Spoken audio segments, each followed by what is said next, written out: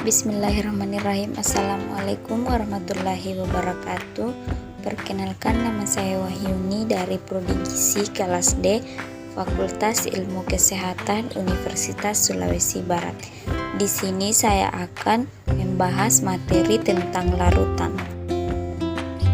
Teman-teman sekalian, sebelumnya ada yang tahu apa itu larutan? Jika belum ada, mari kita bahas bersama-sama. Larutan adalah campuran homogen dari dua atau lebih zat. Larutan terdiri dari dua komponen, yaitu zat terlarut dan zat pelarut yang sifatnya homogen. Zat pelarut adalah zat yang dapat melarutkan zat terlarut, sedangkan zat terlarut adalah zat yang dilarutkan ke dalam pelarut. Jumlah zat pelarut akan lebih banyak daripada zat terlarut. Hal ini disebabkan supaya zat terlarut bisa tercampur secara homogen. Maksud dari homogen berarti tercampur secara sempurna. Contohnya seperti garam yang dilarutkan dengan air. Hasilnya si garam akan melebur dan homogen dengan air. Selanjutnya kita masuk di bagian sifat-sifat larutan. Larutan memiliki beberapa sifat. Yang pertama yaitu larutan merupakan campuran yang homogen. Yang kedua, partikelnya berukuran kecil dan memiliki diameter kurang dari 1 nanometer. Yang ketiga, antara zat pelarut dan zat terlarut tidak bisa dibedakan. Yang keempat, komponen-komponen suatu campuran tidak bisa dipisahkan menggunakan filtrasi atau saringan karena sudah homogen. Selanjutnya kita masuk di jenis-jenis larutan.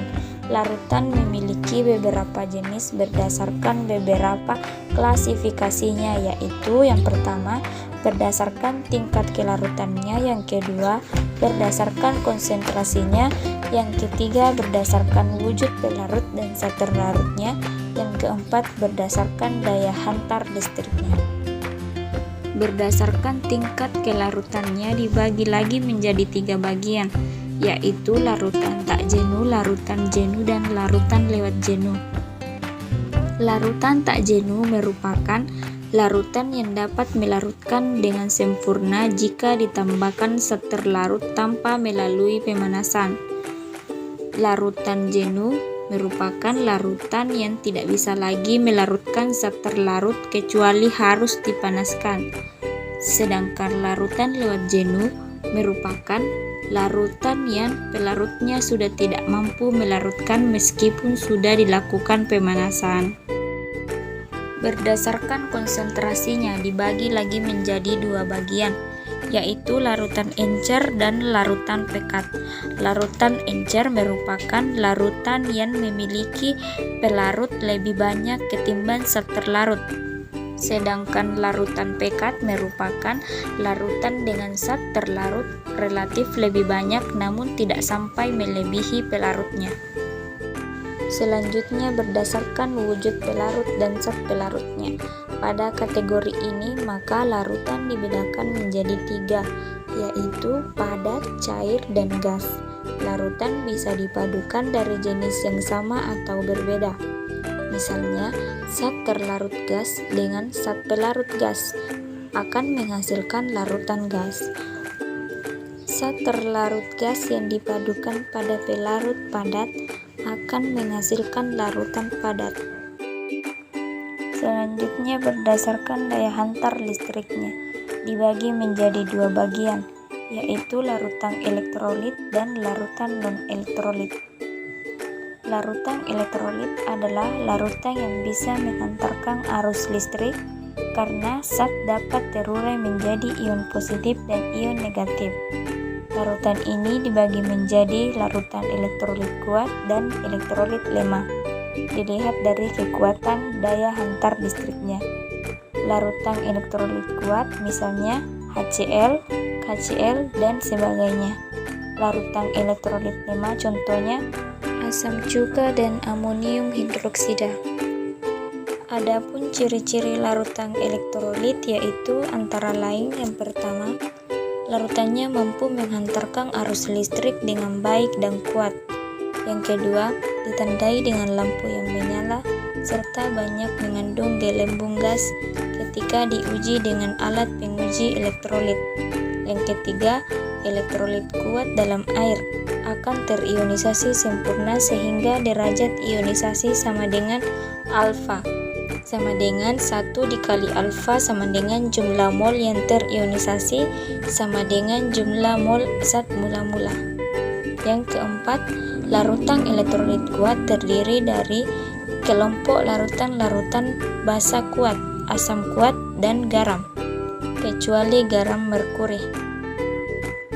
Selanjutnya, ciri-ciri larutan elektrolit lemah.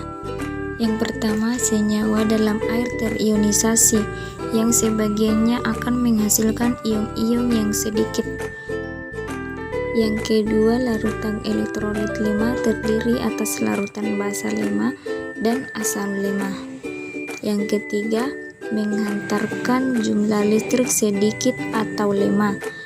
Sedangkan larutan non-elektrolit merupakan larutan yang tidak bisa menghantarkan arus listrik karena zat tidak dapat terionisasi atau menghasilkan ion, misalnya larutan alkohol atau larutan gula. Ciri-ciri larutan non-elektrolit. Yang pertama, pada larutan non-elektrolit, senyawa dalam air tidak mengalami ionisasi. Yang kedua, larutan non-elektrolit tidak dapat terionisasi dalam air. Yang ketiga, larutan non-elektrolit terdiri atas kelompok senyawa organik. Yang keempat, tidak menghantarkan arus listrik. Selanjutnya kita masuk di bagian contoh soal. Jika diketahui data pengamatan pengujian daya hantar listrik dengan alat uji sebagai berikut. Perhatikan yang di dalam tabel ya teman-teman. Tentukan manakah larutan yang termasuk larutan elektrolit kuat, elektrolit lemah, dan non-elektrolit. Jelaskan. Mari kita bahas bersama-sama. Perhatikan tabel yang tadi. Hasil daya hantar listrik beberapa larutan dalam uji daya hantar listrik. Yang pertama, larutan elektrolit kuat. Lampu menyala terang dan memiliki gelembung yang banyak. Larutan elektrolit lemah. Lampu menyala redup atau tidak menyala, gelembung sedikit. Yang ketiga, larutan non-elektrolit. Lampu tidak menyala dan tidak ada gelembung. Dari ciri-ciri sebelumnya, maka dapat kita peroleh di larutan bagian A merupakan larutan non-elektrolit. Larutan di bagian B merupakan larutan elektrolit kuat. Larutan di bagian C merupakan larutan elektrolit lemah, dan yang terakhir, larutan di bagian D merupakan larutan elektrolit. Baiklah, itulah tadi paparan materi dari saya. Lebih dan kurangnya mohon dimaafkan. Wassalamualaikum warahmatullahi wabarakatuh.